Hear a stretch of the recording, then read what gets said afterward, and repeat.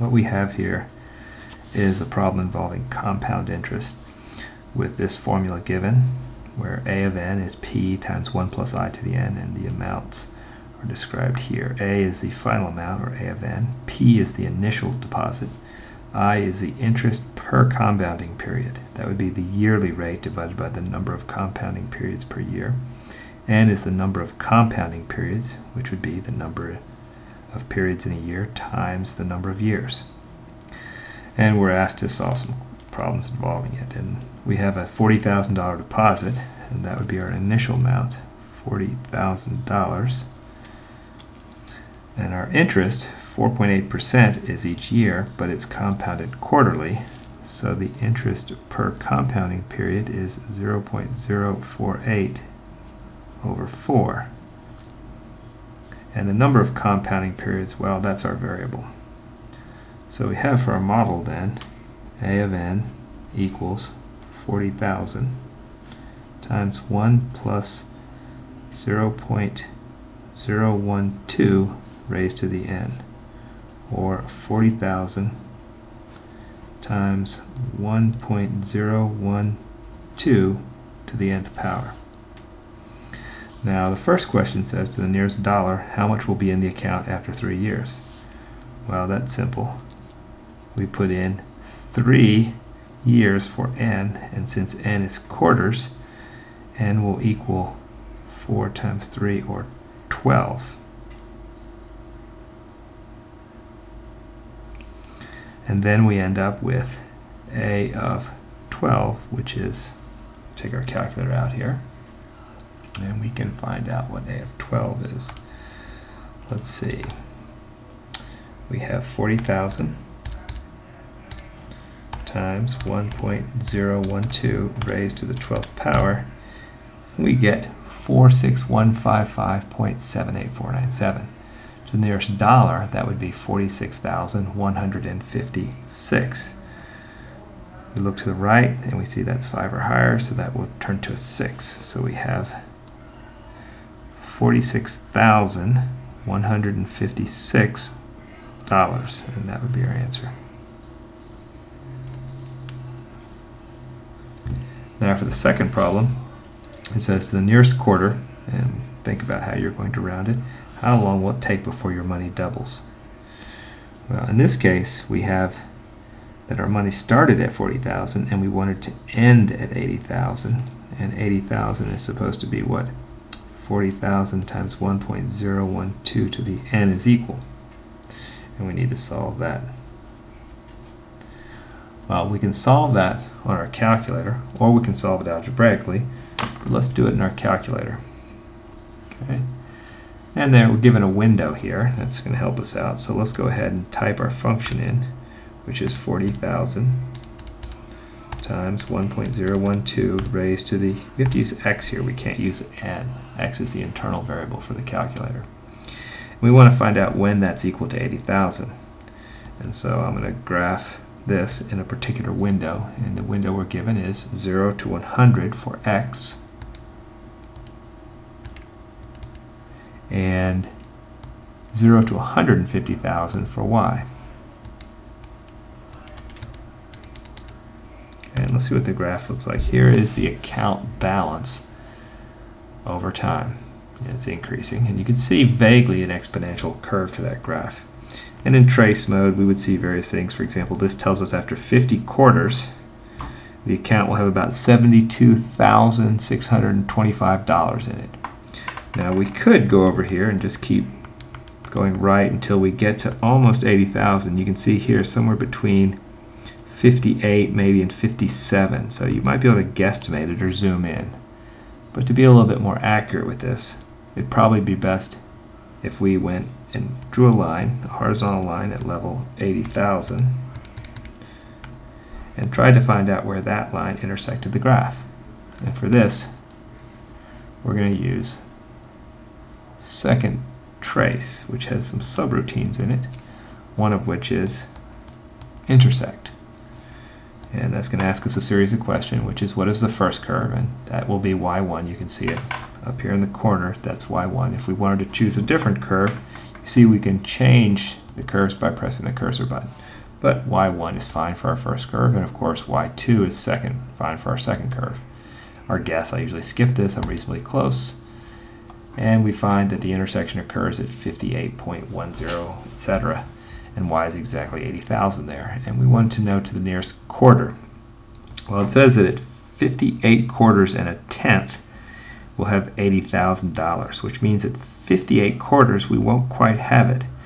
You can see if we were in trace mode on our graph and we were at 58, we would have $79,897, which is not quite 80,000. So if you really wanted to make sure your money doubled, you'd have to wait until the end of the 59th quarter, because you can't get a partial bit of interest partway through your quarter. You only get interest at the end of the quarter. So in this case, we would say this is telling us that n is approximately, it was 58.1, and we're going to need to round that up to 59 quarters. Okay, we don't always round to the nearest. Okay, so this next problem is radioactive decay, and we have that the model for radioactive decay, carbon-14, is given here, where A is the amount present in grams after T years. And so we have this function, we're given a window that seems appropriate, and we want to know how much carbon-14 was there initially. Well, there's two ways of doing this. You can say, well, that's going to be A of 0, which in this case you can see when T is 0, the exponent is 0, and we have e to the 0, which is 1. 12 times 1 is 12. And we have 12 grams. Okay. You can evaluate this function, and since we're going to use it for the next problem, we might as well enter it into our calculator. This function is 12 times, you don't really need the times, but it'll help, e to the n minus 0.00012x. We can't use t, we've got to use x. And the window we're given is, let's see what the window is. It's 20,000 years and 0 to 15 grams, so it's quite a long time.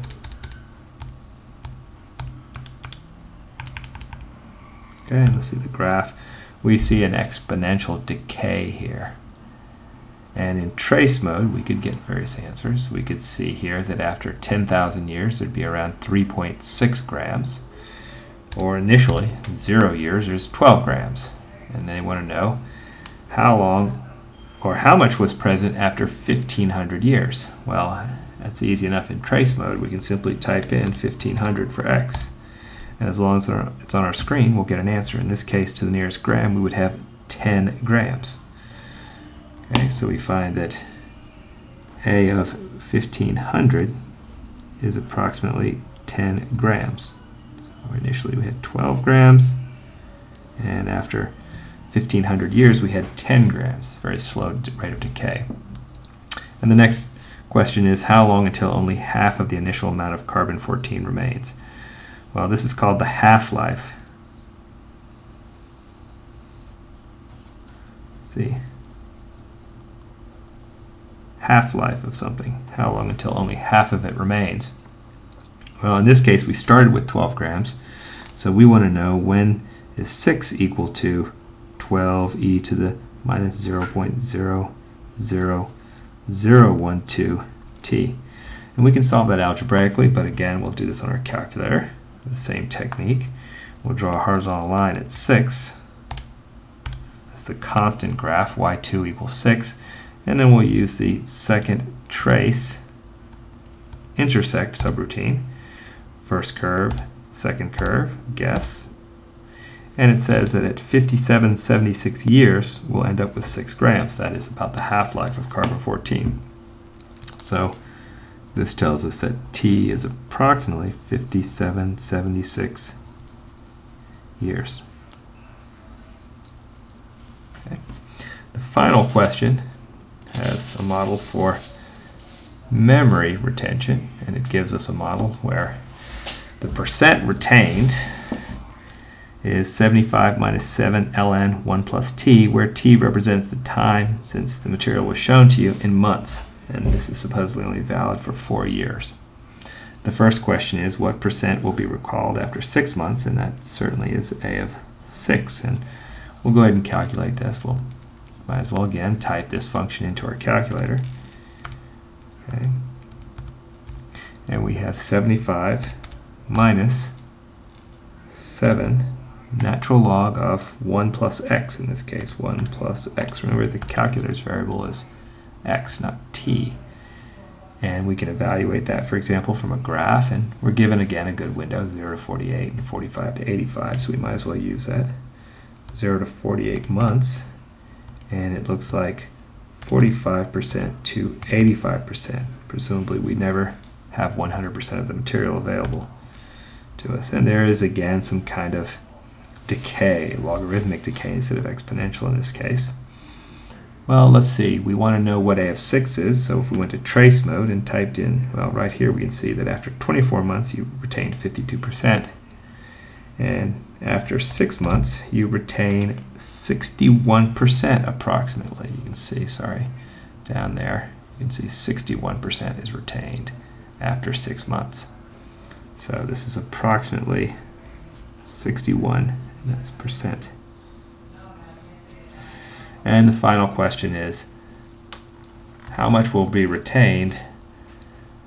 How long until only half the information is recalled? And initially you were given 100% of the original information, and if you looked and calculated what the value of this function was at t equals 0, it turns out this person only retained 75% initially, which is pretty good. It's not great, but it's pretty good. So they never had all of it, but they were given 100%. And we want to know how long until only half of that information is retained. So they're going to go down to 50%. So we want, in this case, to solve the equation 50 equals A of t. And the easiest thing here is to, again, do it graphically. And we can do it algebraically. What we'll do is we'll go to our calculator and we'll draw a horizontal line again at level 50 by creating a constant function. y2 is 50. And graphing it, and hopefully, and you can see here, it fits on our window. One of the biggest issues is where to look for this. If we were in the standard window, and I'll show you in a second, the standard window, we probably wouldn't be able to see any of this, because after all, this crossing point is probably somewhere off in the distance according to it. And again, first curve, second curve, guess. And it turns out that it's around 35, and I'll write here, this tells us that t is approximately 35 months. And at 35 months you retain approximately 50% of the material.